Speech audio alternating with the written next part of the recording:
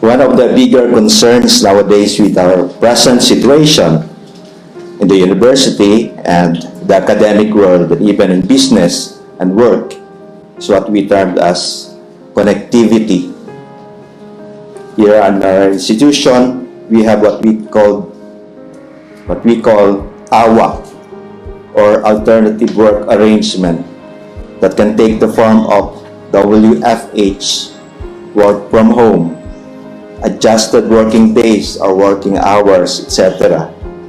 This is due to several factors, but this includes, among other things, a more efficient use of internet connection.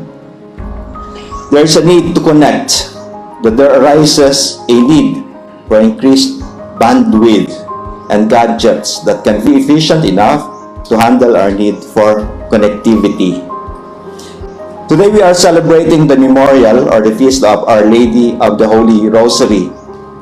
We can focus our attention to this image, the Holy Rosary.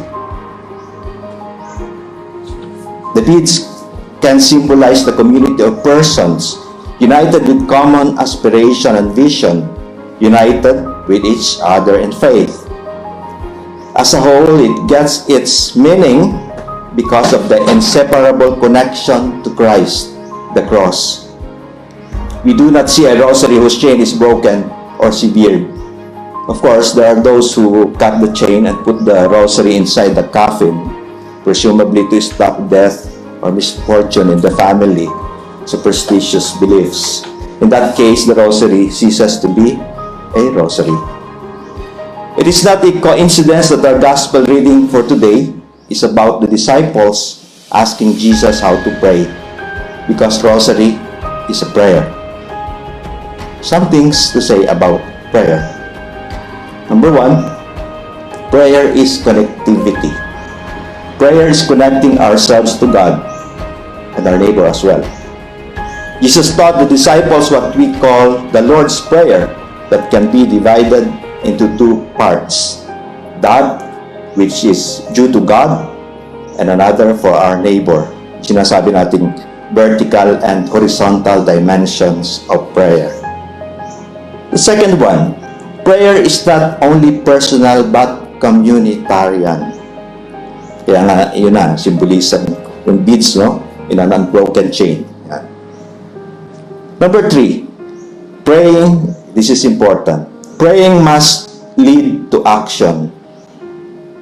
You pray for the hungry, then you feed them. That is how prayer works. Sabi ni Pope Francis. In this time of the pandemic, we say, we heal as one. Walang iwanan. The university management is trying its best to care for its personnel, hanggat maaari walang magugutom.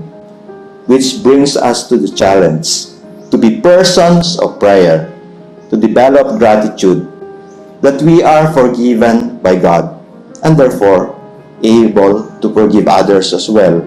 That we are taken care of, and we are able to care for others as well.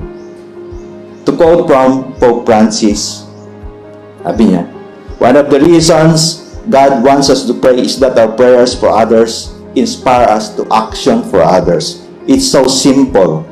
You pray for a neighbor in the hospital, and while doing so, you receive an impulse to go visit him or her.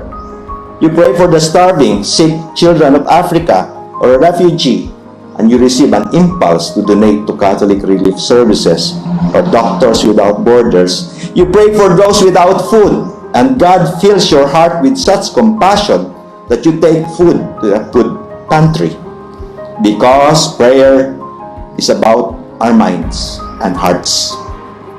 Prayer unites our willing minds and hearts to our outstretched hands and moving feet.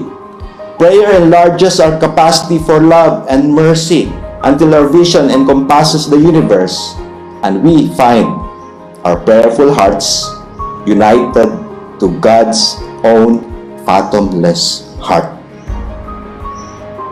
We take our model and inspiration from Mary, Our Lady of the Holy Rosary, a woman of faith, a woman of prayer. When the angel Gabriel announced the birth of Jesus to her, she said, "Thy will be done." At the wedding at Cana, she noticed that wine had run out, And she said to herself, maybe something has to be done. Yet in the end, she said, referring to Jesus, do as he tells you. Prayer, reflection, and action goes hand in hand. As St. James tells us, what good is it if someone says he has faith, but he has no works? Jesus taught the disciples how to pray.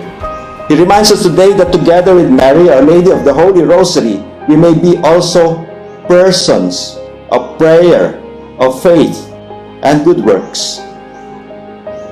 We move from awa to gawa.